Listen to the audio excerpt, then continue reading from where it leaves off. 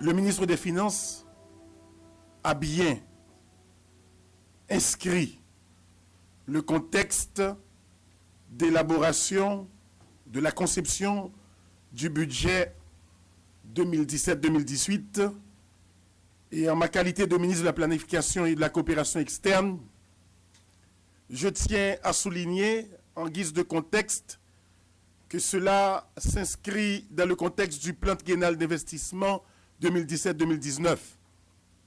Il y a lieu de rappeler que le plan stratégique de développement d'Haïti, PSDH, est le document de référence national actuel qui trace les grandes lignes d'orientation du développement d'Haïti à l'horizon 2030. Il y a lieu également de rappeler les objectifs de développement durable, ODD, inscrits dans le prolongement des objectifs du millénaire pour le développement et que ceci constitue un cadre international devant modeler les actions à mener durant les 15 prochaines années dans la perspective d'un monde transformé à l'horizon 2030.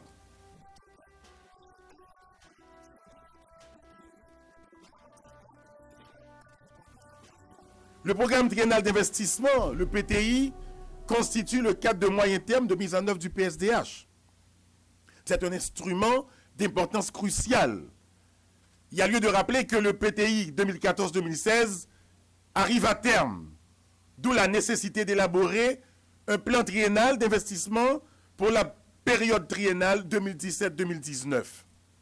Le budget 2017-2018 représente la deuxième tranche annuelle de la mise en œuvre de la deuxième génération de programme triennal d'investissement PTI 2017-2019 du plan stratégique de développement d'Haïti. Cet exercice doit permettre d'harmoniser les relations de travail entre deux ministères stratégiques du pays, le ministère de l'économie et des finances, ayant à sa tête Yves-Romain Bastien, et le ministère de la Planification et de la Coopération externe, ayant à sa tête votre serviteur. La démarche est justifiée en raison du fait qu'il y a un retard dans le processus d'élaboration du budget. Le ministre des Finances l'a bien souligné, à l'eau forte.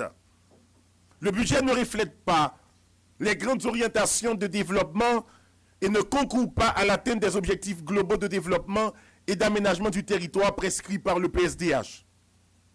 Ces résultats sont le fruit des incohérences institutionnelles, mais aussi de leur cloisonnement inutile et d'une appropriation incomplète des acteurs du fondement de la planification stratégique et la programmation rigoureuse de l'utilisation des ressources.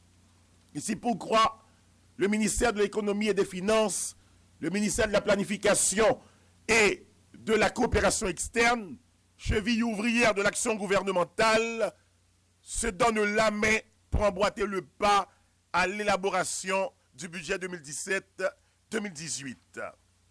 Le constat est en effet alarmant. Citons entre autres une production nationale faible et des structures de production désarticulées, un déséquilibre territorial caractérisé en termes d'infrastructures et d'équipements collectifs, une vulnérabilité et une fragilité préoccupante des personnes et des territoires. De ces constats, nous avons relevé les principaux enjeux suivants. La réduction significative de la pauvreté et des inégalités. Je rappelle qu'il s'agit ici de l'un des objectifs du plan triennal d'investissement, lequel objectif s'aligne à l'échelle internationale sur l'objectif 1 de développement durable.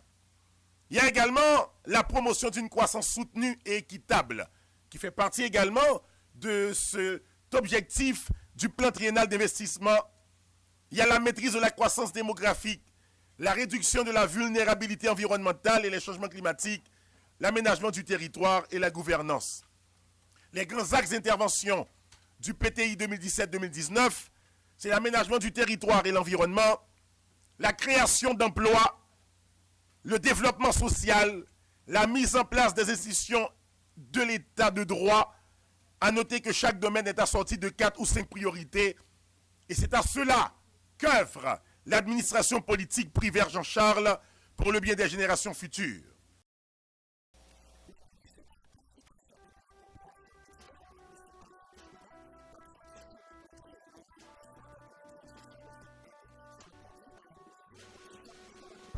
Il y a lieu de dire enfin en guise de conclusion, je veux rappeler que le PTI 2017-2019 est un outil de mise en œuvre de la politique de développement économique et social et de celle d'un aménagement harmonieux du territoire. Il s'inscrit en continuité des efforts déjà employés par les pouvoirs publics tout en tenant compte des leçons apprises de l'élaboration, de la mise en œuvre et du suivi du précédent PTI ainsi que des engagements de l'État haïtien sur les ODD et les conclusions de la COP 21. Encore une fois, je souhaite que l'exercice de cette année soit conduit dans les meilleures conditions et dans l'harmonie et que chaque institution exerce ses compétences en lien avec les autres pour assurer de meilleures cohérences et cohésion et qu'enfin le PTI soit le cadre de référence de la programmation budgétaire. Le ministère de la Planification et de la Coopération externe donna la main au ministère de l'Économie et des Finances, souhaite bon travail et entende que l'on mette en œuvre les sous-commissions en vue d'atteindre les objectifs fixés. Je vous en remercie.